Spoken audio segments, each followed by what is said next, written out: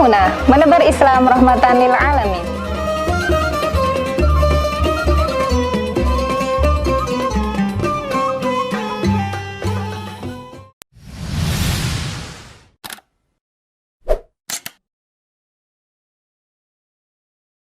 Assalamualaikum warahmatullahi wabarakatuh. Kembali lagi bersama kami di program Kalamuna bersama saya Sony Fajar Arif di Tebu Ireng Official Media Informasi Pesantren. Kini ilmu hikmah, ilmu dukun, ilmu kanuragan semakin dikenal oleh masyarakat.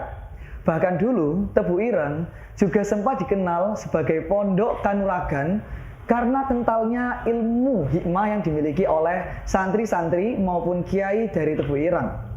Kiai Haji Muhammad Hasyim Asy'ari ketika dulu pertama kali mendirikan pondok pesantren Tebu Ireng, beliau juga mempelajari ilmu-ilmu tersebut guna menyangkal dan menangkal hal-hal yang telah dilakukan oleh orang-orang cukir yang mana mereka mengancam Kiai Hasyim sebab tidak suka karena pesantren Tebu Ireng didirikan di daerah tersebut.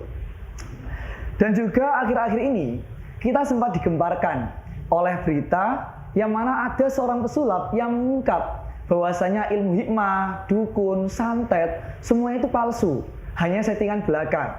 Lalu bagaimanakah kita menanggapi kejadian ini? Hari ini Tebu Ireng Official mengundang Bapak Ahmad Ubaidillah Hasbillah selaku ahli hadis pesantren Tebu Ireng dan juga Bapak Agus Maulana praktisi ilmu hikmah pesantren Tebu Ireng. Beliau berdua juga sama-sama seorang santri Tebu Ireng yang mana Pak Ahmad Ubaidillah Hasbillah itu lulusan di tahun 2010, kemudian Bapak Agus Maulana itu lulusan di tahun 1990. Kesibukan beliau dari yang pertama yaitu Pak Ahmad Ubaidillah, beliau sekarang sibuk menjadi dosen di Ma'had Ali Hasyim Asy'ari. Kemudian dari Pak Agus Maulana, kesibukan beliau sekarang adalah menjadi pengasuh di Pondok Pesantren Kreatif Al-Muhsinin.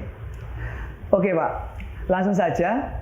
Bagaimana sih tanggapan Bapak terkait ilmu hikmah dan lain sebagainya yang telah saya ceritakan tadi? Namun sebelum kita masuk ke dalam fenomena yang terjadi di masyarakat sekarang, alangkah baiknya kita bahas definisi dulu. Definisi dari ilmu hikmah, ilmu dukun, ilmu santet, apakah itu sama ataukah memiliki perbedaan? Mungkin dari segi hadis dulu, pripun Pak? Dari Pak Agus. Oke, dari Pak Agus. Assalamualaikum warahmatullahi wabarakatuh. Waalaikumsalam warahmatullahi wabarakatuh. Membicarakan tentang masalah ilmu hikmah, ini ilmu yang sangat berbeda sendiri. Ini tidak diberikan secara konsumtif bagi semua santri, tidak. Iya. Karena ilmu ini memang ilmu yang berkaitan dengan masalah ruhaniyah. Masalah ruhaniyah. Sehingga tidak ada materi pelajaran ilmu hikmah, tidak ada. Tidak ada. Iya. Apalagi kalau kita melihat daripada definisi ilmu hikmah itu sendiri, yang intinya adalah pembersihan terhadap jiwa seseorang, lahir maupun batin. Kemudian sampai pada hal-hal yang bersifat lahiriah, sampai apa saja yang dimakan, apa yang ia lakukan, semua mengarah kepada nilai-nilai uluhiyah, nilai-nilai ketuhanan. Jadi itu yang pertama. Yang kedua,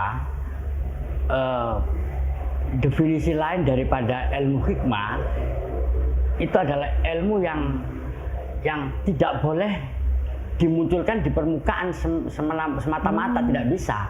Karena ilmu hikmah itu adalah ilmu asror, ilmu yang penuh dengan rahasia-rahasia, di mana rahasia itu juga berkaitan dengan masalah karomah itu sendiri. Ada karomah, ada maunah, kemudian ada hal-hal yang bersifat maziyah, keistimewaan di dalam ilmu hikmah itu sendiri. Nah, kemudian kalau kita lihat di dalam beberapa literatur tentang kitab-kitab hikmah, seperti yang sekarang saya dengar juga ada kitab Syamsul Ma'arif Al-Kubra, itu dihujat. Karena yang menghujat nggak paham tentang ilmu hikmah. Ada lagi Membah Usul Hikmah. Nah itu. Memang kedua kitab ini seperti menjadi literatur bagi mereka yang haus dengan ilmu hikmah, terutama yang ingin mempelajari tentang masalah maziyah Asmaul Husna. Jadi Asmaul Husna itu kalau orang-orang syariat memahami isinya ya 99 itu aja. Tapi di dalam ilmu hikmah itu mempunyai kekuatan yang sangat dahsyat sekali. 99 Iya. Husna Pak. Jadi ada bacaan-bacaan itu yang ketika dilakukan oleh orang-orang yang syariat, itu hanya sebatas bacaan dan memang mengambil pahala di sana. Tapi orang mempelajari ilmu hikmah tidak sekedar hanya membaca mendapatkan pahala, tapi lebih dari itu memahami maziyah, keistimewaan dari apa yang sesungguhnya dibaca. Contoh begini, bagaimana huruf hijaiyah yang merupakan penggalan dari kalimat-kalimat Arab dalam Al-Quran, itu ketika menjadi penggalan-penggalan kita kenal dengan huruf hijaiyah. Ada alif, ba, ta, sa, jim, ha, kok sampai ya. Kalau potongan satu persatu daripada huruf hijaiyah ini, itu kalau orang nggak paham, itu huruf hijaiyah kok. Itu orang syariat, ya maklum. Tapi kalau orang ahli hikmah, huruf hijaiyah ini kalau dirangkai, itu mempunyai satu kekuatan tersendiri. Contoh, ada huruf alif, ada huruf lam, ada huruf lam lagi, ada huruf ha, yang kalau dirangkai menjadi huruf Allah, itu kalau dibaca, dia mengeluarkan sebuah energi kekuatan. Jadi huruf hijaiyah ini huruf yang sangat beda dengan huruf abjad, huruf Cina, huruf sangat beda sekali. Dan ini orang jarang mengetahui di setiap huruf hijaiyah itu, ini tinjauan ilmu hikmah, ada malaikat yang menjaga setiap huruf hijaiyah. Itu yang orang tidak paham. Yang mana orang syariat tidak paham tentang itu tadi. Orang syariat nggak paham seperti yang lain memahami ilmu hikmah itu ujuk-ujuk langsung detail, karena memang nggak ngerti dasarnya. Bagaimana lafaz Allah yang merupakan kumpulan dari huruf-huruf itu ketika dirangkai menjadi huruf Allah. Bismillahirrahmanirrahim kalau dipecah ada ba, ada sin, ada mim, ada alif, lam, ha, alif, lam, ro, ha, mim, nun, alif, lam, ro, ha, ya, mim. Itu penggalan-penggalan, tapi kalau dirangkai menjadi sebuah bacaan Bismillahirrahmanirrahim, disitulah mengeluarkan energi. Orang ahli hikmah itu mempelajari di situ. Maziyahnya. Iya. Untuk apa Bismillahirrahmanirrahim? Orang membaca Bismillahirrahmanirrahim, maziyahnya harapan hati kita itu mempunyai sifat Rahman dan Rahim. Di situ. Kemudian kalau bedanya sama ilmu dukun itu apa sih Pak? Dukun sangat berbeda sekali. Gimana itu Pak?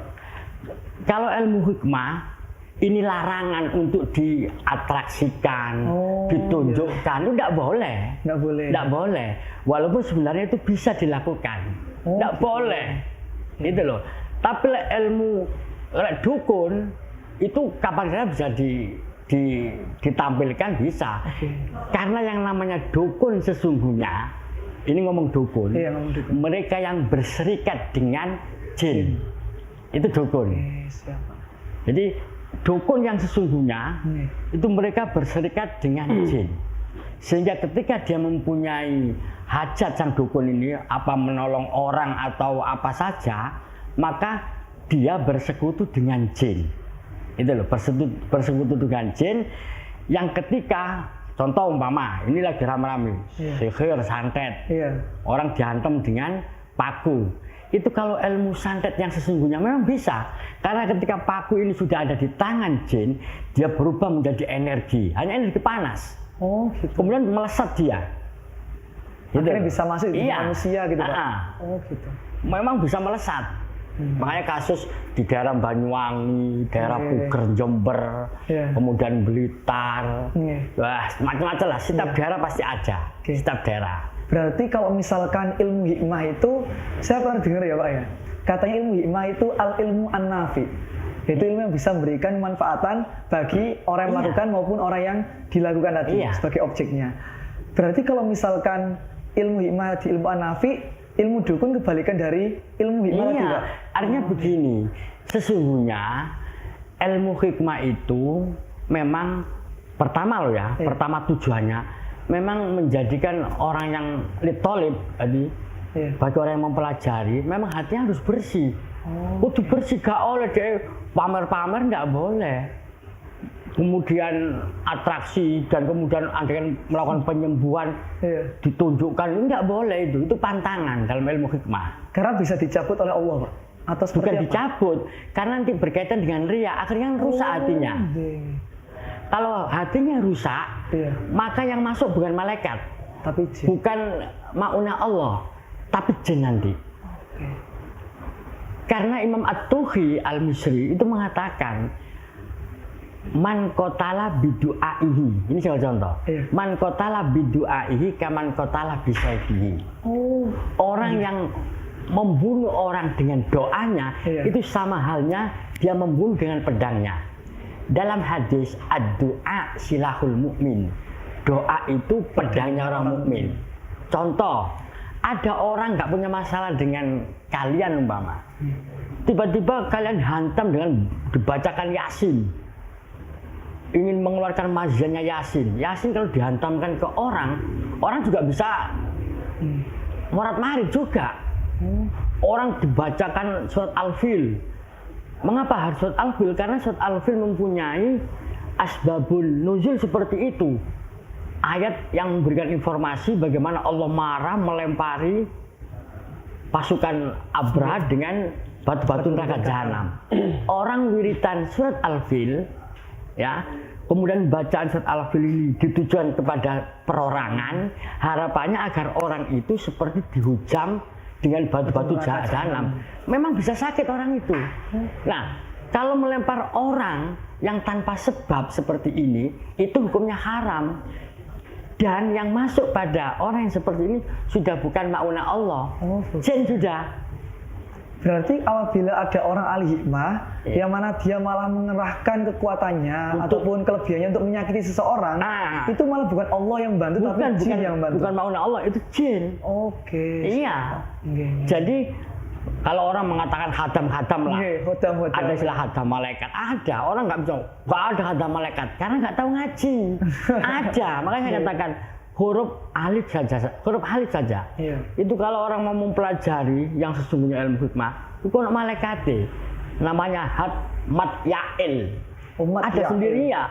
Malaikat yang wajib diketahui 10 memang. Nggih. Tapi miliaran namanya malaikat itu. Iya, bener, Pak. Ada malaikat Sartoyail, malaikat Dardayail, Samyail, kemudian Nawail, kemudian malaikat Hamyail, wakeh, banyak nama malaikat itu, ribuan. Tapi bukannya Pak ya, kalau misalkan kita ngomong ilmu sihir tadi dari jin, saya tuh pernah dengar kalau ilmu sihir sendiri itu turun dari malaikat Harut dan Marut kalau nggak salah Pak.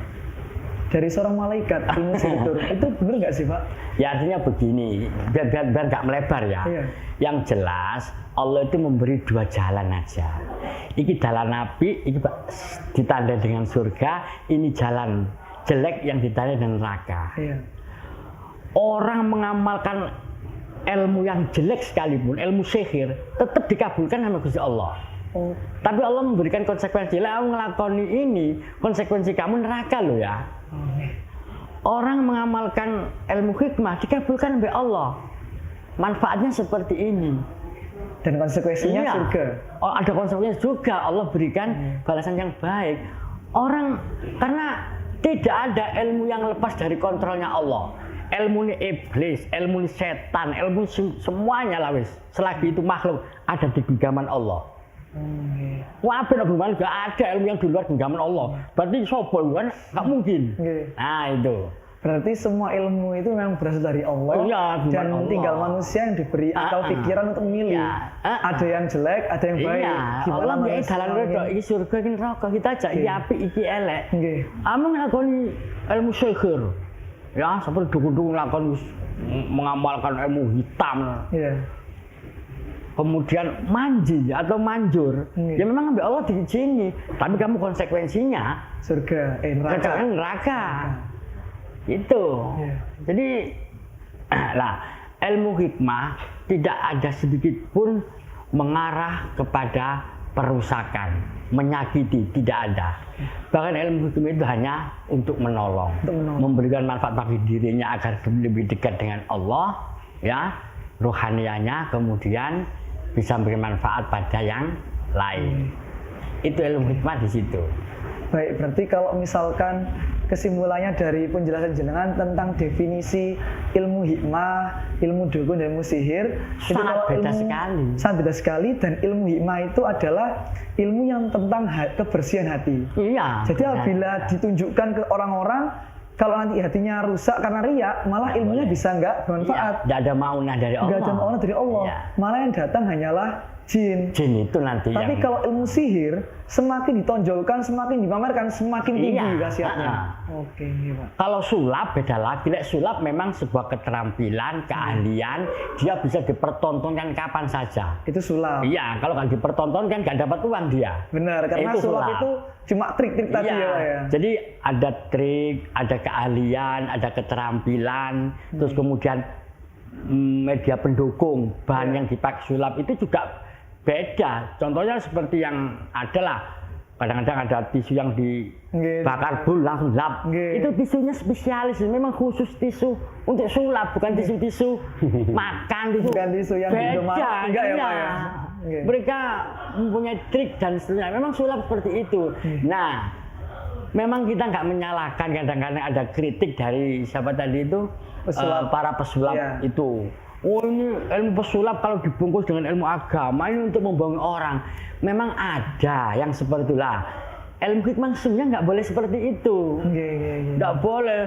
Jadi kemudian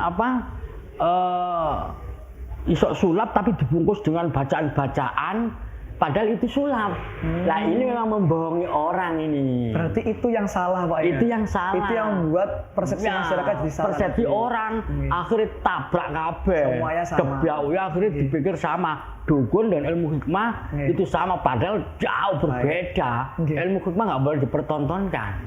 Walaupun sesungguhnya bisa dipertontonkan, tapi sangat terbatas.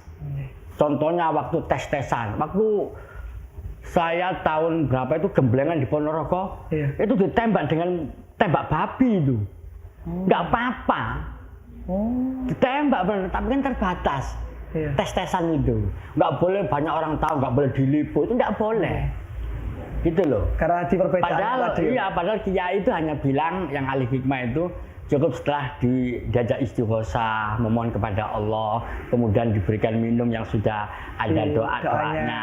Itu sebenarnya sudah cukup kalau saya. Tapi namanya teman kadang-kadang saya kepingin tes-tesan. Ya ngerti paham. Dites betul ditembak, dor. Sama tapi tembak babi lo ya.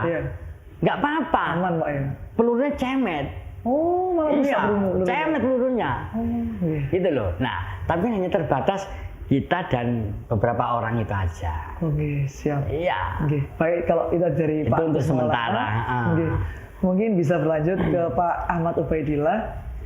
Dari segi hadis, Pak, kira-kira ada nggak sih Pak definisi tentang ilmu hikmah, ilmu sihir dan lain sebagainya? Misalkan ada, apakah juga terdapat perbedaan yang sangat signifikan dari hadis, Pak? Berikut, Pak. Ya, bismillah, alhamdulillah, salatu wassalamu ala rasulillah ma ba'du. Menarik sekali tadi yang disampaikan oleh Kiai Agus ya. Saya setuju sekali bahwa tidak ada persamaan ya, antara kihanah atau kahanah perdukunan dengan sihir, termasuk juga dengan ilmu hikmah. Memang ilmu hikmah ini ilmu yang khas dalam Islam. Al-Quran sendiri menggunakan istilah itu, al-hikmah itu sampai diulang 17 kali.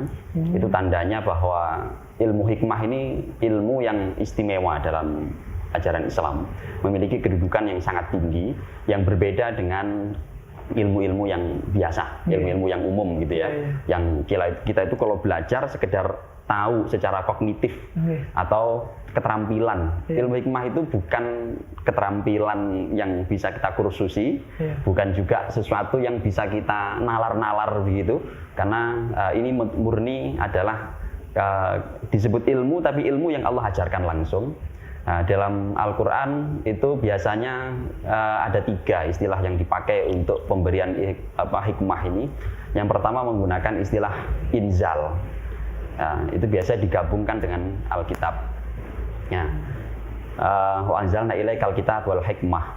Kami turunkan kepadamu Alkitab, Al-Quran, ya, berupa wahyu dan juga ilmu tambahannya al-hikmah. Nah, ketika disandingkan dengan ini Alkitab, kemudian menggunakan istilah nuzul, ya, inzal itu, para ulama menafsirkan al-hikmah di situ dimaknai dengan as-sunnah. Ya, maka kemudian kami turunkan 2 wahyu. Wahyu pertama berupa Alkitab, yang kedua al-hikmah. Yang hikmah di situ hakikatnya adalah as-sunnah. Kenapa demikian? Karena memang segala sesuatu yang dilakukan oleh Rasulullah SAW, segala sesuatu yang diucapkan oleh beliau, segala sesuatu yang difikirkan oleh beliau, itu selalu membawa kebaikan yang berlimpah, yang nggak difikirkan oleh orang. Ya, nggak bisa. Maka yang namanya hikmah itu pasti kebaikan yang banyak, kebaikan yang sangat besar, yang nggak pernah difikirkan oleh orang. Tapi bisa kita ungkap setelah beberapa saat setelah itu, episode berikutnya. Contoh paling sederhana adalah kita ini, kayak barusan ini turun hujan. Misalnya, saya mau berangkat ke Tebu Ireng, nggak jadi gara-gara hujan lebat. Itu kalau kita tadi punya rencana, wah nanti saya di Tebu Ireng saya akan melakukan aktivitas ini, artinya bermanfaat banyak. Kebaikannya sudah kita list. Nanti saya akan mengajar, saya akan silaturahim, saya akan ketemu dengan ini, ketemu dan itu. Kebaikan berapa itu sudah kita list 5 misalnya. Habis itu hujan gede, saya nggak jadi berangkat misalnya. Bayangan kita, akal, itu ngomong apa? 5 kebaikan nggak jadi kita lakukan. Tapi Allah punya kebaikan yang lebih besar dari itu. Ternyata di balik hujan dan kita nggak jadi ke sini, memang 5 kebaikan yang kita rencanakan, yang kita kepingini, itu ternyata nggak terwujud. Tapi Allah ganti, ternyata di balik itu ada kebaikan lain. Oh, ini hikmahnya saya tadi nggak jadi berangkat. Wallahu alam apa itu? Nah, setiap orang beda-beda. Nah, maka di situ itu di ayat yang lain biasanya kita menggunakan dalam Al-Quran digunakan istilah ityan. Yu'til hikmata man yasha wa man yu'tal hikmata faqad utiya khairan katsira. Allah memberikan hikmah, bukan memberikan ilmu hikmah kepada siapapun yang Allah kehendaki. Siapapun yang diberikan hikmah ini, ilmu hikmah ini, faqad utiya khairan katsira. Pasti dia diberikan kebaikan yang katsira, yang banyak. Yang itu kebaikan Allah yang atur, bukan kita yang atur. Kalau kita yang meminta kebaikannya cemen-cemen, remeh-remeh, paling seputar lidah, seputar mata, telinga, itu rasanya itu ya, dohirnya, rasa-rasa yang ada di indera saja.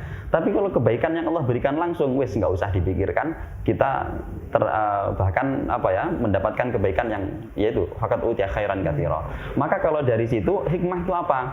Ya, al khairul katsir minallah, al khairul ilahi al katsir. Jadi kebaikan dari Allah langsung yang itu nggak terhingga jumlahnya, nggak bisa dihitung-hitung pakai akal kita, diprediksi oleh kita. Jadi yang kedua pakai ityan. Yang ketiga menggunakan istilah taklim. Nah, menggunakan istilah allama, yu'allim gitu ya. Wa yu'allimuhul kitab wal hikmah. Nah itu. Para nabi itu semuanya digunakan disebut dalam Al-Qur'an itu diajari oleh Allah ilmu hikmah. Sehingga ilmu hikmah ini oleh para ulama diartikan sebagai nubuwah. Maka al-hikmah itu maknanya banyak. Nanti kalau sampai lihat di kitab-kitab syarah hadis, misalnya di Fathul Bari, Imam Ibnu Hajar Al-Asqalani itu cuma menjelaskan, beliau nggak berani menyimpulkan tentang ilmu hikmah itu maknanya apa, definisinya, karena emang banyak. Konteksnya di Al-Quran juga begitu. Ada yang menggunakan inzal, menggunakan ityan, menggunakan taklim. Dan ini semua pelakunya, subjeknya adalah Allah. Kemudian objeknya itu adalah para nabi, para aulia, orang-orang yang dipilih, nggak sembarangan. Meskipun tadi yu'til hikmata may yasha, siapa yang dikehendaki Allah itu orang yang dipilih, bukan sembarangan orang. Maka tadi sepakat sekali dengan Kiai Agus tadi, beliau mengatakan kalau ilmu hikmah itu ilmu yang basisnya adalah tazkiyatun nafs. Orang-orang yang hatinya bersih. Kita lihat lagi misalnya dalam sebuah hadis ya, riwayat Imam Bukhari, di situ Sayyidina Abdullah bin Abbas, sepupunya Rasulullah, kita kenal sebagai mufassir paling ulung, terjemahan Al-Quran. Sejak usia masih 10 tahun itu sudah menjadi mufassir. yang membuat kagum para sahabat-sahabat senior yang besar-besar. Apa doa Rasulullah? Suatu ketika Sayyidina Ibn Abbas ini berkisah, dhammani Rasulullah sallallahu alaihi wasallam. Suatu ketika Rasulullah meluk aku, tiba-tiba dipeluk gitu ya. Faqal Allahumma 'allimhul hikmah. Kemudian Rasulullah mendoakan, ya Allah, ajari anak ini, ajari dia al-hikmah, ilmu hikmah. Istilah itu dipakai dalam hadis menggunakan kata apa tadi? Taklim. Nah, berarti hanya orang-orang terpilih yang diberikan taklim oleh Allah berupa ilmu hikmah. Sehingga ilmu hikmah ini ilmu yang nggak ada, betul tadi nggak ada kurikulumnya. Tadi kan ya Gus menyatakan nggak ada itu di sekolah dipelajari pelajaran ilmu hikmah. Kurikulumnya satu membaca buku ini, buku itu nggak ada. Nah, terus teori siapa? Nggak ada. Jadi prinsipnya apa? Dalam sebuah hadis qudsi, ini Allah langsung yang menyatakan, jangan disebutkan, nanti bisa Anda lihat di Arba'in Nawawi ya. Di sana jelas sekali, man adali waliyan faqad adzantuhu bil muharabah wa ma taqarraba ilayya 'abdi bima ahabba ilaihi mimma iftaratu alaih ahabbu ilayya mimma iftaratu alaih wala yazalu 'abdi yataqarrabu ilayya bin nawafil hatta uhibbah fa idza ahbabtuhu kuntu sam'ahu alladhi yasma'u bihi wa basarahu alladhi yubsiru bihi wa rijlahu allati yamshi biha wa yadahu allati yabtishu biha fa idza sa'alani la'utiyannahu wa la in ista'adani la'u'idannahu. Siapapun yang menyakiti, memerangi atau menyakiti saja, yang menyakiti, memusuhi kekasihku, man adali waliyan, kata Allah. Siapa yang menyakiti, memusuhi kekasihku, waliku, faqad adantuhu bil harb. Aku yang akan memerangi dia. Aku proklamirkan, aku nyatakan perang dengan dia. Jadi Allah langsung yang menghadapi, bukan kok dia. Itu hikmah itu namanya itu hasil dari ilmu hikmah. Mendapatkan karomah, walayah, mendapatkan satu kewalian tadi dia. Nah, apa untuk mendapatkan itu? Kuncinya ternyata di lanjutan hadis itu. Ya. Hambaku mendekat kepadaku, tidak ada yang lebih aku sukai ya daripada mendekat dengan cara sesuatu yang aku wajibkan kepadanya. Jadi cara yang paling bagus untuk mendapatkan hikmah itu adalah taat sepenuhnya, mengabdi sepenuhnya kepada Allah. Taqarrub ilallah. Ya, bima ufturida alaihi. Ya, bertakarrub kepada Allah, medianya apa? Medianya menjalankan kewajiban, nggak boleh disepelekan. Makanya ketika Rasulullah SAW ditanya, ya Rasulullah ayul amali afdal, as-salatu ala waktiha. Kewajibannya itu loh, jalankan secara sepenuhnya. Salah seorang ulama, salah satunya Ibnu Qayyim al-Jauziyah, di sana beliau menyatakan hikmah itu apa? Nah, hikmah itu adalah fi'lu ma yambaghi fi waqti ma yambaghi, gitu ya. Jadi melakukan sesuatu yang memang seharusnya, berarti yang diwajibkan itu tadi ya, pada waktu yang juga seharusnya. Maka as-sholatu ala waktiha, di situ melahirkan suatu hikmah. Jadi nggak pakai pelajaran macam-macam, lakukan kewajiban secara tulus ikhlas, ya, itu akan menghasilkan suatu hikmah. Tapi lebih dari itu, wa la yazalu 'abdi yataqarrabu ilayya bin nawafil hatta uhibbah. Kalau seorang hambaku itu dalam hadis qudsi tadi ya, nanti di Arba'in Nawawi bisa dicek. Kalau hambaku itu setelah melakukan kewajiban secara baik, itu masih melanjutkan terus-menerus mendekat kepadaku bin nawafil dengan ibadah-ibadah tambahan. Nawafil ini ibadah tambahan. Kita menyebut biasanya dalam literatur fikih dengan ibadah sunnah. Tapi yang asli makna nafilah itu adalah tambahan. Bukan sunnah. Maka wa minal laili fatahajjat bihi nafilatan lak. Bertahajudlah sebagai ibadah tambahan, bukan ibadah sunnah. Ya, tapi nggak apa-apa. Kita istilah fikih kan tidak. Di fikih memang artinya sunnah. Tapi di sini nafilah itu tambahan. Kemudian tambahan ini apa ya? Yang disunnahkan Rasulullah. Karena nanti ada suatu hadis yang menyatakan bahwa Allah mewajibkan innallaha qad farada alakum faraidah. Wasanantu lakum sunanan, dan aku menambahkan sunnah-sunnah. Itu Rasulullah yang menambahkan. Maka nafilah tadi memang hukumnya sunnah. Kemudian ada yang setelah melakukan kewajiban kita menambah dengan ibadah sunnah, mendekatkan diri kepada Allah dengan sunnah. Sampai kapan? Hatta uhibbah. Sampai aku mencintai dia. Jadi basisnya ilmu hikmah itu mahabbatullah. Itu kunci mendapatkan ilmu hikmah berarti. Betul. Pak? Kunci ilmu hikmah itu kalau versi hadis ya, berarti mahabbatullah. Cinta kepada Allah Nah, cinta kepada Allah ini bagaimana? Disebutkan dalam hadis qudsi tadi, lakukan kewajiban dengan sebaik mungkin, tambahlah dengan ibadah sunnah sampai Allah mencintainya. Tandanya apa kalau Allah mencintainya? Kalau sudah mendapatkan mahabbatullah. Fa idza ahbabtuhu kuntu sam'ahul ladzi yasma'u bihi. Kalau aku sudah mencintainya, tandanya adalah pendengarannya itu adalah aku. Aku jadi pendengarannya. Maksudnya apa? Bukan berarti Allah menjelma. Itu jauh, maknanya nggak begitu. Artinya apa? Sampean itu nggak usah ada yang ngabari, Allah yang ngabari. Nah, Allah yang memberikan informasi langsung. Wa basarahul ladzi yubsiru bihi. Aku menjadi penglihatannya. Sampean nggak usah ngintip, nggak usah ngelihat itu. Allah kasih tahu. Karena Allah yang jadi penglihatannya, dilindungi oleh Allah. Mau ada yang buruk sama dia, Allah yang lindungi. Faqat adzantuhu bil harb.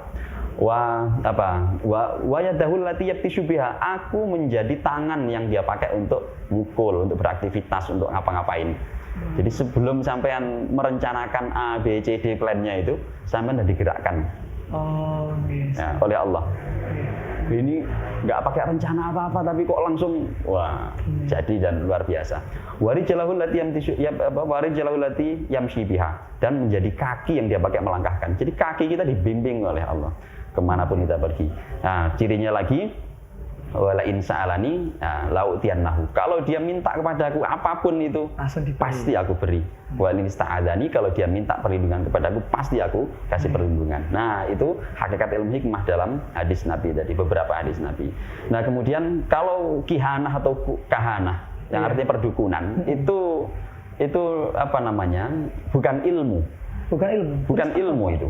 Itu hanya sebatas iddia, pengaku-ngaku. Para ulama mendefinisikan sebagai iddia bima'rifatil asrar. Ya, bima'rifatil asrar wal haqa'iq i'timadan ala akhbaril jan. Jadi ngaku-ngaku tahu rahasia, ngaku-ngaku tahu hakikat. Iddia bima'rifatil mustaqbalat. Mengaku-ngaku tahu apa yang akan terjadi di masa akan datang. Maka dukun itu pasti ngomongnya besok akan terjadi begini, akan terjadi begitu. Itu benar. Karakternya begitu. Ya, orang ilmu hikmah itu nggak pakai begituan, nggak mau janji-janjikan macam-macam. Nggak boleh nyampaikan. Nggak boleh janji, nggak boleh janji-janjiin, nggak berani mendahului Allah. Umpama tahu pun diam. Nah, kalau dukun gampang itu. Langsung bilang besok bisa mati ini, Pak. Bila perlu pakai bayar. Sama tapi dasarnya apa? I'timadan bi akhbaril jan. Dasar yang dia pakai itu adalah berita kabar bisikan dari jin. Jin dari mana? Curi-curi dengar. Nah, jin itu ya sekarang begitu, istima. Nah, ini bedanya kalau perdukunan. Jadi medianya udah beda, sumbernya udah beda. Kalau perdukunan sumbernya itu setan, jin, nah, makanya dilarang keras. Maka Rasulullah melarang mendatangi dukun saja, man ataka hinan au arrafan. Nah, istilah lagi arraf. Di masa jahiliyah itu ada tradisi perdukunan, dianggap sebagai bagian dari agama saat itu. Jadi orang tokoh agama sebelum masa Islam itu adalah para dukun. Kenapa? Karena tadi dia bisa ngaku-ngaku tahu hal gaib, tahu apa yang akan datang. Karena bisikan jin tadi. Jin tadi. Nah, Islam datang meluruskan itu, menghapuskan itu dengan konsep nubuwah. Membawa kabar juga tentang kabar gaib, tapi Rasulullah nggak pernah ngumbar. Maka Rasulullah ketika ditanya, ya Rasulullah mata sa'ah. Jawaban Rasulullah apa? Mal mas'ulu bi alama minas sa'il. Enggak tahu aku. Padahal Rasulullah kalau mau dikasih tahu Allah itu tahu. Lailatul Qadar itu Rasulullah ya tahu. Tapi Rasulullah kan enggak ngumbar gitu. Cuma dikasih kayak tanda-tandanya saja. Malam ganjil. Nah, itu betul. Nah, itu bedanya hikmah dan perdukunan. Apalagi sihir. Sihir itu cuma mukhada'ah. Cuma tipu muslihat, cuma takhyil bahasa itu. Maka dalam Al-Qur'an istilah sihir itu yukhayyal ilaihi annaha tas'a gitu ya. Dibuat berhayal orang yang itu seolah-olah tali dan tongkat-tongkatnya tukang sihir itu berubah menjadi hayatun tas'a, menjadi ular yang berjalan itu. Padahal aslinya enggak, tapi dibuat-buat itu tadi. Jadi hanya mukhada'ah. Nah, berarti kalau misalnya gitu Pak ya, sulap sama sihir berarti sama dong Pak? Kan sulap kan juga kalau sulap tadi kan lebih kepada keterampilan. Ilusi gitu juga. Sulap itu lebih pada keterampilan. Jadi sampean rata-rata lihat pesulap di TV, di YouTube itu sifatnya hanya kecepatan permainan tangan. Tapi kalau sihir itu nggak beda lagi. Ya pendekatannya sama-sama pendekatan yang tadi jin, gaib kayak gitu itu. Tapi dia nggak berbasis keterampilan tangan. Ada orang yang bisa main kartu yang apa itu, soalnya bisa begini. Itu kan juga kecepatan tangannya bisa. Itu tapi itu nggak mengelabui pihak penonton. Penonton itu nggak dikelabui, cuma saking cepatnya ini gerakan tangan. Jadi ya itu kalau sulap ada beda dengan sulap. Berarti kalau misalkan kesimpulan dari jenengan tadi bahwasanya ilmu hikmah itu malah nggak bisa didefinisikan ya Pak? Karena saking banyaknya beda ilmu hikmah. Para ulama tidak menyimpulkan definisi pastinya apa. Tapi yang pasti hanyalah kebaikan yang sangat banyak tadi Pak. Ya kalau pakai bahasa Al-Quran itu faqad utiya khairan katsira. Tapi kalau definisinya apa ya ada. Ya, al ilmu bil haqaiq, bi haqaiqul umur wa kunhiha wa jauhariha. Ya, mengetahui hakikat sesuatu, asroriha dan rahasia-rahasianya. Cuma mengetahuinya ini bagaimana? Kalau ilmu itu rata-rata ada metodenya. Bagaimana belajar matematika? Metodenya berhitung, pakai tangan, pakai apa, gitu, kalkulator. Itu ilmu yang sifatnya non hikmah. Tapi kalau ilmu hikmah nggak ada alatnya, tapi mengetahuinya langsung Allah yang kasih. Atas dasar apa? Ibadah, takarrub, kedekatan, mahabbah jadi. Tapi kalau ilmu sihir, malahan itu adalah ilmu sihir atau ilmu dukun tadi, yaitu ilmu yang karena bisikan dari jin tadi, akhirnya orang itu langsung kayak menerka-nerka. Wah, habis ini kayak gini, habis ini kayak gini. Betul. Oke, siap Pak. Oh iya Pak, ngomongin soal ilmu hikmah dan ilmu sihir dan lain sebagainya tadi ya Pak. Kan itu saya pernah dengar bahwasanya itu ada orang itu karena ilmu hikmah yang kayak penjelasannya Pak Agus tadi, jadi kebal ditembak dan lain sebagainya. Itu kalau misalkan kita nanti itu misalkan berperang ya Pak ya sama negara lain misalkan, terus kita pakai ilmu hikmah dan sebagainya, itu apakah berarti seumpama bom nuklir atau apa itu juga mempan Pak? Nggak mempan sama kita Pak? Gimana? Mungkin dari Pak Agus dulu. Jadi sebenarnya ilmu hikmah itu wujudnya bukan berarti hanya sekedar dia kebal dengan tembak, bukan itu bukan sasaran itu. Bukan. Sasaran ilmu hikmah itu tadi tazkiyatun nafas. Pembersihan terhadap hati yang sehingga menjadikan hamba ini semakin dekat dengan Allah. Nah, kalau dia dekat dengan Allah, maka itulah tujuan daripada ilmu hikmah sendiri yang kemudian Allah kasih yang tadi yang aturan tadi itu Allah akan berikan kebaikan-kebaikan banyak kepada makhluk itu. Kalau seperti yang ditembak dan seterusnya ketika perang itu masih sisi lain aja. Keistimewaan bonus lah. Keistimewaan dari apa yang dia baca sebagai bagian dari zikir itu kemudian seperti itu. Itu loh. Jadi seperti sesuatu yang kebal itu bukan tujuan ilmu hikmah, bukan di sana. Bukan. Kalau ilmu hikmah itu tujuannya bukan ke kekebalan atau bukan. Itu tadi itu Allah memberikan tambahan dari karena dia memang sudah dekat dengan oleh Allah. Itu kemudian Allah berikan kelebihan dari apa yang menjadi zikir dia yang istiqomah atau apa, sehingga setiap apa yang menjadi bacaan dari dia itu mengeluarkan sebuah maziyah, sebuah keistimewaan. Karena tadi saya katakan setiap bacaan-bacaan itu ada malaikatnya, ada malaikatnya sendiri-sendiri itu. Yang kalau menjadi tadi dirangkai menjadi sebuah bacaan, maka di sanalah kemudian mempunyai satu kekuatan tersendiri gitu loh. Kalau kita melihat hikayat orang-orang yang dekat dengan Allah itu Syaikhul Qadir Jailani dan wah itu kalaupun dia wali katakanlah dia karomah, tapi sisi lain kan juga ada yang bukan wali tapi dia mendapatkan maunah dari Allah. Contohnya ketika perang perang gerilya ketika 10 November itu. Itu sudah bukan hal yang asing cerita bahwa santri-santri Tebuireng yang dikirim ke Surabaya kemudian ketika perang itu singkak makan ditembak itu. Iyalah di situ kemudian main Tebuireng kemudian terus wah santri ini ahli kanuragan dan seterusnya. Iya, itu loh. Baik. Jadi sebenarnya yang sudah disampaikan oleh Ustadz Ubaidillah tadi itu sudah pas sekali dengan pendekatan Quran dan hadis. Hanya saja ilmu hikmah itu sisi lain dari orang yang takarub dengan Allah seperti itu, dia bisa melakukan maziyah itu. Lah maziyah itu kemudian kadang-kadang kemudian dibuat membantu orang, mungkin orang yang sakit, kemudian yang dibacakan surat Fatihah aja kemudian diberikan kepada orang yang sakit kemudian diminum, itu menjadikan orang sembuh, tetap pada Allah, tapi ada maziyah dari bacaan-bacaan itu. Gitu loh. Kadang-kadang datang ke kiai yang ahli hikmah, orang banyak punya hutang, ditulislah sama kiai, ini doa dari Rasulullah diberikan, dibaca, hutangnya langsung lunas. Saya kalau ngomong masalah pengalaman seperti itu banyak sekali. Saya pikir saya bukan satu-satunya, banyak. Seperti doa Allahumma fini bihalalika an haramik wa an bifadlika aman siwak. Iku zamane sik soro. Utang itu ratusan, ada 200 juta lah.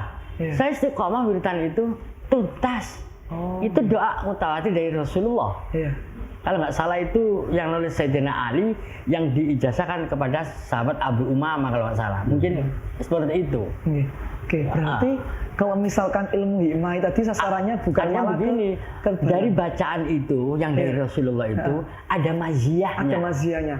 Berarti ilmu hikmah itu sejatinya bukan malah kayak akhirnya sok-sokan gitu Pak ya. Saya akan kebal dari nuklir. Enggak akan ya Pak ya. Tapi menjadikan orang itu semakin dekat dengan Allah. Dan pantangan ilmu hikmah itu dipertontonkan ke orang-orang tadi. Boleh. Makanya kadang orang datang ke rumah memakai Adlan Ali lah waktu itu. Orang sakit di Adlan Ali, menyampaikan ada keluarga yang sakit dan seterusnya, Adlan kemudian dikasih air minum, kemudian dibawa pulang diminumkan, ketepatan sembuh. Ya ini kita tidak bisa mengukur faktor jerune kekuatan ilmu Adlan, tapi yang jelas Adlan di mata kita beliau adalah orang-orang pilihan, kiai termasuk kiai itu pilihan gitu loh. Berarti kesimpulannya kalau soal ilmu hikmah tadi adalah ilmu yang malah cuma kayak kekebalan dan sebagainya itu hanyalah tambahan. Itu hanya sekedar ziyadah dalam ilmu hikmah. Dan kalau dipecah lagi, wah, luas banget Pak ya. Iya. Contoh menjadi pegangan Mbak Usul Hikmah maupun Hasil Ma'arif. Di dalamnya itu ada yang namanya fakultasim. Waduh, itu kalau dipelajari itu ada ya sulit dan itu membutuhkan keterangan jiwa yang sangat luar biasa pokoknya. Ada yang namanya ilmu al-awfaq, ilmu wifik. Orang kalau nggak ngerti ilmu kotak-kotak ini karena nggak paham memang. Padahal itu ada teorinya, ada rumusnya. Ini bukan ilmu hikmah, tapi pecahan. Iya, pecahan. Pecahan daripada bagian terkecil dari ilmu hikmah. Karena ilmu hikmah menuntun orang tadi tetap ya kepada wujud semula. Ini hanya pecahan sing gitu loh. Kemudian ada lagi yang namanya golongan asma Jaljaludiyah al-kubro, doa-doa. Nah itu sehingga muncullah yang namanya husub-husub dan seterusnya itu.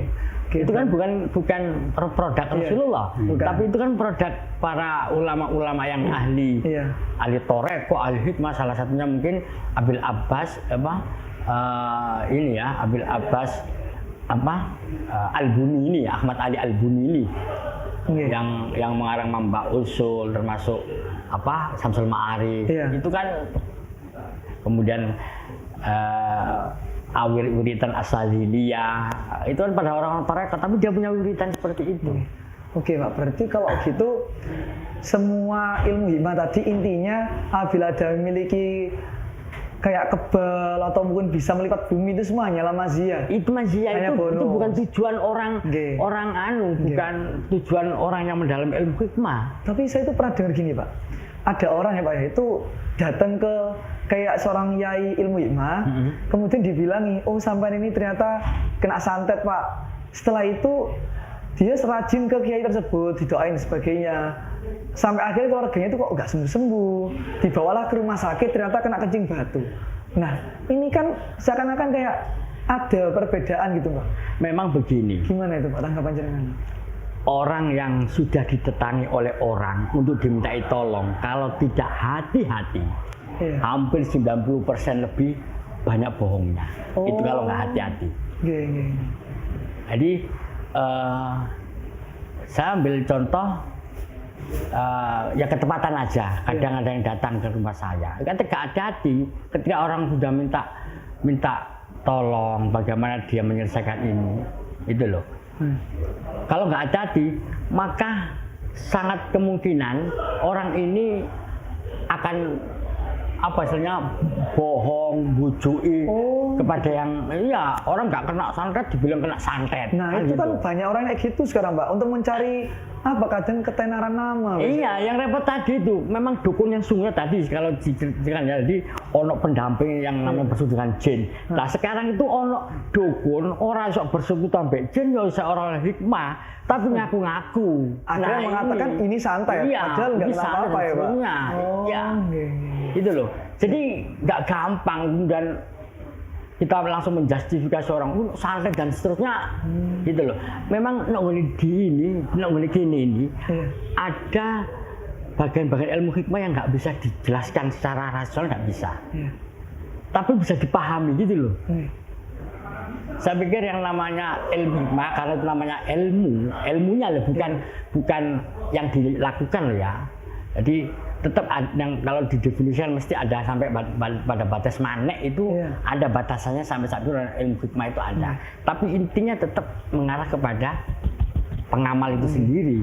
Berarti kalau gitu Pak ya, sama seperti yang jelasin tadi bahwasanya oleh sebab itu akhirnya banyak santri Tebu Ireng dulu juga dikenal sebagai ahli ilmu hikmah karena mereka semua itu tidak mempertontonkan ilmunya. Ada gini, inti ilmu hikmah tadi seperti itu ya. Tapi ada bacaan-bacaan yang kemudian orang melihat itu bacaan dan hikmah. Dia tidak melihat ilmu hikmahnya. Contohnya ilmu kanuragan. Gitu kan? Ilmu kanuragan bilang ilmu hikmah dan seterusnya. Betul, tapi sesungguhnya dia hanya melihat kelebihan dari bacaan-bacaan itu dan yang dibaca Asmaul Husna kok. Suatu ilmu kanuragan. Ilmu kanuragan yang biasa ditampilkan itu yang ada orang nyerang terus dia terus didorong-dorong itu. Didorong. Itu memang benar itu. Itu memang beran kedorong berarti. Iya, memang ada apa? Ada energi memang. Jadi mereka kan puasa, kemudian dibaca diwirid dan seterusnya. Jadi dia tidak belajar ilmu hikmahnya tapi dia melihat bacaan-bacaan ini diambil maziyahnya. Keistimewaan dari bacaan ini apa?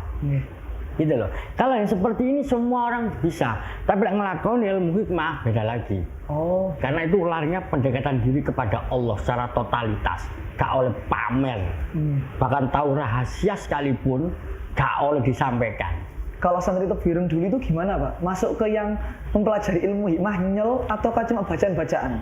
Ada bacaan-bacaan yang diambil maziyahnya seperti Gus Kholik Hasim itu yang paling terkenal lah dari Putra Mbah Hasim yang ahli jaduk dan ahli kanuragan. Yaitu karena memang bacaan-bacaan ini memang punya keistimewaan. Hikmah itu gini loh, iki hikmah, bacaan iki hikmah ini. Artinya nanti bacaan ini nanti itu bisa mempunyai seperti ini. Jadi sebatas itu. Tidak mempelajari ilmu hikmahnya. Jadi harus paham betul loh ya. Kalau ilmu hikmah yang sunyi tadi sudah disampaikan cukuplah oleh Dr. Ubed ini ya. Tapi ketika ngomong bacaan-bacaan yang mempunyai hikmah seperti ini, itu bacaan ini. Gitu loh. Contohnya dungane Kanjeng Nabi. Allahumma qbini bihalikan haramik. Ini bacaan. Hikmahnya kalau ini dibaca kata Rasulullah, seandainya utang itu sebesar gunung Uhud akan terlunasi loh. Jadi kayak gini gitu. Jadi baca ini hasilnya ini baca ini hasil lagi. Itu bukan lari ke ilmu hikmah, bukan. Maziyah, tapi itu pun bagian terkecil dari ilmu hikmah. Oke, kesimpulannya terkecil, bagian terkecil itu bukan. Tapi jadi hikmah sungguhnya seperti itu. Karena kalau orang sudah menjadi bagian dari apa orang yang katakanlah fakasarna angka itu akafa basur kamal hadid, semua inkisaf tadi ada kabar apa gitu dia dengar. Mungkin ini di kelasnya orang-orang pilihan memang. Ada wali yang meninggal dunia mungkin dia dengar. Karena ada kasus seperti itu, tiba-tiba waktu itu ya Abbas bilang yang Banyuwangi itu ketika ada tamu-tamu tiba-tiba innalillahi wa inna ilaihi raji'un gitu. Makanya orang bingung kabeh lah po. Ya Abbas kok ngomong gitu, ternyata ada sosok seorang wali yang meninggal dunia. Jauh itu antara Banyuwangi Pasuruan. Langsung kemudian gak ngomong itu sampai kemudian ada telepon. Dan baru telepon itu kemudian telepon ke keluarga ya Abbas, kemudian putra yang ngomong ke ya Abbas, Abah, niki sedo Abah. Baru ya Abbas ngomong, monggo, sholat kan ya. Padahal dia ngerti, gak gelem ngomong. Itu loh. Lah yang kelak itu, wah itu yang sudah mempelajari karena pendengarannya tadi benar memang sudah Gusti Allah, penglihatannya sudah Allah. Genggamannya sudah Allah dan seterusnya, gitu loh. Iya. Bahkan kalau sudah seperti itu, nalar manusia sudah jangkau orang-orang seperti ini, gitu loh. Berarti emang ilmu hikmah itu adalah ilmu yang nggak bisa dinalar oleh manusia dan pelajarinya itu tadi intinya orang itu kontak karub gitu loh. Allah. Pendekatan diri pada Allah, pensucian jiwa, hati bersih, menjalankan semua syarat-syarat yang ada. Mus itu dengan sendirinya itu sehingga dia sudah melakukan iya yang namanya hikmah itu sendiri. Karena nanti di sana Allah kemudian itu tadi Allah jelas noto itu duduk menungso bis. Kalau yang sifatnya action bagian terkecil. Iya, bagian terkecil. Karena yang malah yang bagian terbesar itu nggak mau menunjukkan. Nggak boleh, nggak oleh. Nggak boleh dipertontonkan, nggak boleh. Yang boleh dipertontonkan cuma sulap itu aja. Sulap. Iya. Terus menurut jenengan Pak, tanggapan jenengan terkait apa ya Pak ya? Pendapat orang-orang zaman sekarang akhirnya itu kayak nggak percaya Pak sama ilmu hikmah kan? Karena mereka akibat belum tahu ilmu hikmah yang sesungguhnya sudah ngomong. Oh gitu. Gitu loh. Okay. Belum ngomong kedalamannya laut ini sak tapi wah ini jero ini sak mene. Padahal katakanlah pengetahuan dia 30 meter pengetahuan dia.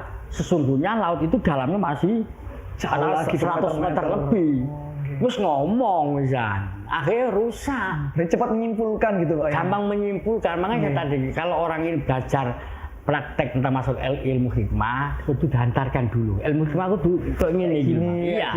Kalau ingin bagian kepahaman ya, cuma orang itu akhirnya kan memberikan apa itu gambaran lain cabang daripada hikmah, sehingga karena setiap bacaan-bacaan itu setiap bacaan-bacaan itu mempunyai khawas atau mazia. Ini orang bilang hikmah itu lek model itu hikmah itu ya. Akhirnya kan orang mengatakan ini ilmu hikmah. Iya. Padahal hikmah bukan ini, bukan Pak ya. Bukan. Ini bagian terkecil dari ilmu. Bagian terkecil ini. Iya, siap. Ditembak gak apa-apa sarung. Pokoknya atraksi lah itu. Nah, seperti itu.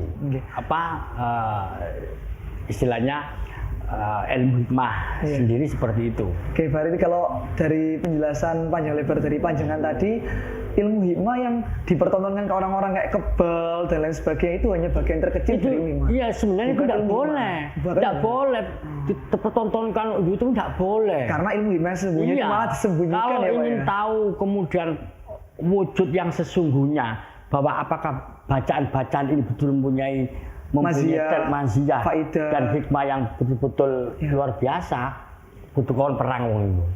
Perang yang sesungguhnya itu. Baru nanti itu teruji itu. Siapa? Jadi anggapan pameran memang orang itu istilahnya disetting dan seterusnya macam-macam lah.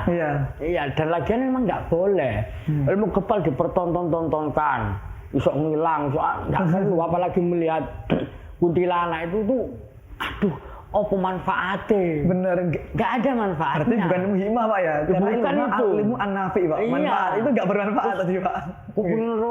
Gondro kuntilanak, ini lapat kata itu. Nggak ada manfaatnya itu. Nggak ada manfaatnya. Mereka menganggap itu itu arwah dan itu. Dia ngomong itu lu salah.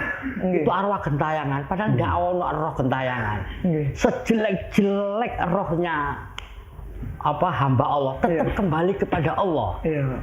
Gitu loh. Tetap kembali kepada Allah roh itu. Nah, baru di sana nanti ada penjabaran di tingkatan ghaib itu. Ono jinnun kholis, Nggih. ono al-amirud dar, Nggih. ono korin, ono mutamarridin, ono ifrit, ono iblis. Nggih. Loh, tingkatan berapa sab ini? Nggih. Ada 7, ya kan? Jadi jinnun kholis. Dan lain sebagainya. Iya, jinnun kholis ini murid jin. Iya. Di alam jin dia nggak apa-apa. Yang kedua amirudar, dia yang ada di setiap bangunan. Iya. Setiap bangunan itu seperti bangunan mesti ada. Iya. Namanya amirudar. Nggih. Yang ketiga korin. Iya. Ini disebut di Quran ada. Setiap manusia mempunyai korin. Iya. Setiap manusia. Kemudian ada yang namanya mutamaridin. Lah ini mutamarid itu artinya nakal. Oh. Mutamarid bahasa yang kita kenal dalam konteks ulama-ulama Timur Tengah ya, itu mutamarid. Nah, ini tidak cukup mutamarid, ono kuntilanak, ono potongan, ono kontrol macam-macam. Nakal, mendo-mendo deh. Nggih. Itu loh mutamarid. Ada lagi setan. Setan. Dukuri setan, ifrit, dukuri lagi iblis. Oh, itu tingkatan dari jin Tapi tadi, Pak, ya? semuanya 7 ini jin kabeh, bangsa jin. Yang banyak dukun-dukun itu bersekutu dengan yang namanya mutamarid. Mutamarid. Mutamarid. Mutamarid. Oke. Gitu, karena iya terus masuk dan keris kita nggak anti dengan keris karena kita melihat keris ini sebagai bagian dari budaya. Iya. Kalau ada yang ngomong, semua yang ada di dalam keris Iya. itu jin, Oh. semuanya. Nggak ada malaikat. Nggak ada kayak malaikat macam dari- berdongkrong di keris, nggak ada. Nggak ada. Nggak ada. Tadi Nggak kan ada. soalnya ada yang mengatakan Nggak ada. huruf hijaiyah, alifnya ada malaikat. Tapi kalau di kris semuanya jin. semuanya jin. Nggak ada kok ada malaikat, Iya. Pak. Oh, Iya. Oke, siap. Kalau orang kepingin tahu, sobo jenenge malaikat-malaikat yang ada di huruf alif bata, suruh aja, nggak usah jauh, suruh buka kitab Mamba Usul Hikmah, mungkin Sohifa 90 mungkin ya. Mungkin disuruh Atau sowan ke jenengan aja, Pak ya. Kan buka kitab mungkin belum bisa bacanya, Pak. Iya. Gitu. Iya. Iya, Pak. Jadi memang luas Iya. benar. Dr. Ben Yang tadi dibilang oleh Pak memang Ubed tadi, sangat ya. luas sekali. Sangat luas sekali. Iya, sampai ada ulama yang kadang-kadang mungkin bahasa tidak bisa mendefinisikan. Cuma untuk bagaimana biar masuk dalam sebuah definisi kok kangelan sampai ada Iya. seperti itu. Saking Karena banyak definisi banyak tadi. cabang-cabang. Iya. Tapi inti dari orang pelajari ilmu hikmah Iya. itu Kebersihan hati Iya. tadi, Pak. Oke. Nah kalau orang sudah masuk dalam wilayahnya Allah, keluarganya Allah, itu akal nggak bisa menerima. Contoh Nabi Khidir itu tidak ada kurikulumnya Nabi Khidir cilik keterdasi. Iya, betul. Ilmu apa sudah itu? Nggih. Melok-melok belajar ilmu ya. Tidak mungkin. Nggak mungkin karena Nggak itu semua mungkin, katanya iya. dari Allah ya, Pak ya. Iya. Oke, terima. Oh iya, Pak.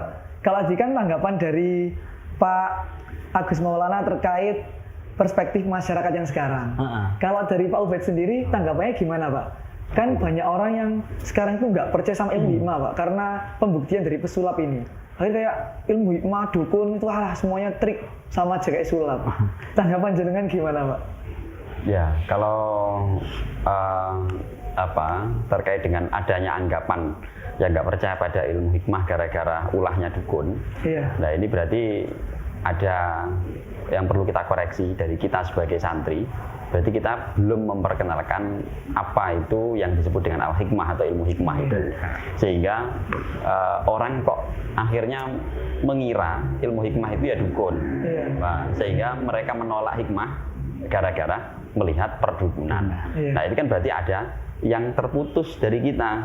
Iya. Keilmuan yang harusnya itu yang ada dalam Al-Quran, dalam hadis Nabi terkait dengan hikmah itu nggak nyampe ke mereka.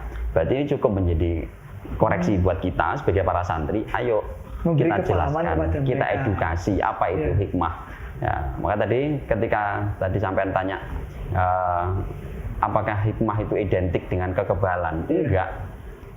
Makanya Rasulullah SAW itu ketika perang ya pakai baju besi. Oh, nggak langsung Sampai berangkat lihat di maju hadis gitu, Pak hadis ya? Nabi mana ketika Iya. berperang Rasulullah terus kemudian mengandalkan ilmu Tubuhnya hikmahnya langsung kekebalan gitu, terus beliau nggak pakai. Enggak, itu pakai beliau. Bahkan dalam perang Uhud itu Rasulullah pakai baju besinya double Pak sampai. double, bukan hanya satu, saking persiapannya itu double, sudah pakai baju besi lagi, jadi ibaratnya itu beratnya luar biasa.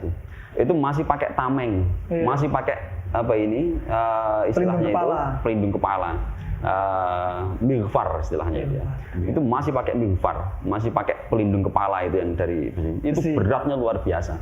Itu pedang juga. Kalau misalnya ilmu hikmah dalam arti yang tadi itu ya, yang benar itu kok identik dengan kekebalan, nggak perlu Rasulullah kayak begitu, dan nggak perlu kemudian Rasulullah capek-capek perang, cukup sebul aja langsung kalah semua. Kenyataannya perang Uhud kalah. Iya. Ya, banyak peperangan yang juga Rasulullah dan pasukannya kalah. Gara-gara apa? Hatinya nggak bersih para sahabatnya. Sebagian orang yang saat itu, banyak orang yang munafik. Iya. Ya, kelihatannya ikut perang tapi enggak. Maka di perang Uhud, di perang Badar itu adalah wujud ilmu hikmah yang mungkin sampean artikan kekebalan. Iya. Ya, tapi sekali lagi itu bukan diminta oleh Rasulullah, bukan kemudian Rasulullah mau mendikte Allah, ya Allah berikan saya kekebalan yang berupa gini. Enggak, justru kalau kayak gitu malah Rasulullah nggak pernah lakukan. Maka Rasulullah nggak pernah buka praktek kekebalan nggak pernah. Ya. Contoh lagi, ya tadi satu perang Badar. Iya. Perang Badar itu nggak punya persiapan apa-apa, hanya ada satu kuda, ya, hanya ada satu senjata, nggak ada persiapan perang, diserang oleh berapa kali lipat pasukan Quraisy saat itu, ya, pasukan kafir Quraisy saat itu. Umat Islam hanya berapa ratus, 300-an. 300 ini nggak punya persiapan apa-apa, sementara melawan berapa ribu orang yang lengkap persenjataannya. Nah, ini nggak punya persiapan apa-apa, dihadapi kayak gitu itu, apa yang mereka bawa? Yang modalnya para sahabat itu, mereka bawa adalah keyakinan, keimanan, ya, keihsanan kepada Allah, keyakinan yang tulus kepada Allah. Nah, saat itu apa yang kemudian Allah menurunkan junudan lam tarauha itu, menurunkan tentara-tentaranya yang kalian nggak pernah lihat, kalian nggak bisa melihat itu. Itu adalah mungkin yang disebut dengan kekebalan tadi itu, tapi kekebalan yang sifatnya hasil dari hikmah. Tapi Rasulullah nggak kemudian, ya Allah, saya minta supaya kebal. Enggak. Allah yang memberi, maka yu'til hikmata may yasha wa may yu'tal hikmata faqad utiya khairan katsira. Itu diberikan oleh Allah, enggak kok kemudian kita mau minta ngemis-ngemis, ya Allah, berikan aku kesaktian begini. Nah, itu ya, Rasulullah masih pakai baju besi. Rasulullah ya masih mempersiapkan latihan perang. Para sahabatnya juga demikian. Nah, kemudian yang kedua, kejadian yang menyedihkan adalah ketika perang Uhud. Gara-gara perang Badar ini sudah dibantu oleh ribuan malaikat, ya. Akhirnya sebagian orang Muslim saat itu mengandalkan yang dalam tanda petik kekebalan itu. Perang Badar kemarin udah kebal kok. Pemenang kok tadi. Menang. Gitu ya. Meskipun mereka sudah persenjataannya dengan panahnya itu lengkap. Tapi gara-gara apa? Hatinya tergoda oleh harta rampasan, jarahan. Wah, ngelihat kilauan di bawah gunung Uhud. Wah, ini calon harta rampasan saya. Turun semua dari Jabal Rimat itu. Akhirnya strategi perangnya hancur. Nah, Allah juga nggak berikan itu. Kenapa? Karena kedekatannya dengan Allah sudah berkurang. Beda dengan waktu perang Badar. Sudah iman banget. Kalah itu akhirnya. Lagi misalnya ketika perang perang Tabuk, ya. Nah, di perang Tabuk, nah itu juga sama. Jadi perang Tabuk ini kan perang yang sulit sekali. Udah jauhnya luar biasa. Kira-kira kalau ditempuh perjalanan itu nggak cukup seminggu 2 minggu, bulan per bulan. Ada yang bilang diperkirakan kalau perjalanan darat zaman itu kira-kira butuh waktu sekitar 4 bulan. Zaman bisa bayangkan, menuju perang jalan 4 bulan itu udah capek duluan ya. Jalan semua loh, nggak naik mobil ya. Nah, itu gimana mau ngumpulin tenaga perang sampai sana itu. Panasnya luar biasa, maka disebutkan fi sa'atil usrah, masa-masa yang luar biasa sulit. Nah, di sini ini karena berbulan-bulan di jalan, perbekalan habis. Sampai habis perbekalan. Habis. Akhirnya apa? Bingung kan, kelaparan, kehausan. Akhirnya Rasulullah minta kumpulkan semua persediaan yang masih tersisa. Dikumpulkan tinggal segenggam dari sekian Segenggam banyak aja. pasukan, segenggam kurma dan apa yang ada itu pokoknya kira-kira segenggam ini didoakan oleh Rasulullah. Wallahu alam doanya apa, dalam hadis cuma disebutkan Rasulullah berdoa bima syaa yad'u. Rasulullah ya berdoa dengan yang hanya Rasulullah yang tahu doanya. Tapi sebagian ulama ada yang mencoba mencari dalam hadis-hadis yang lain. Rasulullah dalam hadis itu disebutkan Rasulullah SAW berdoa keberkahan. Ya kira-kira Allahumma barik lana fi ma razaqtana itu. Itu bahasa kita ya, doa yang nyampe ke kita. Tapi doanya doa keberkahan. Kan keberkahan itu ziyadatul khair, khair. Nah, maka yang cuma segini itu bertambah dengan izin Allah bisa mencukupi seluruh pasukan yang jumlahnya sekian banyak itu, bahkan masing-masing bisa bawa pertambahan. Ini dari mana ini? Bahasa orang sekarang nganak nih duit. Apa bukan duit apa ya? Duit apa manak dan apa nih? An-numuwu.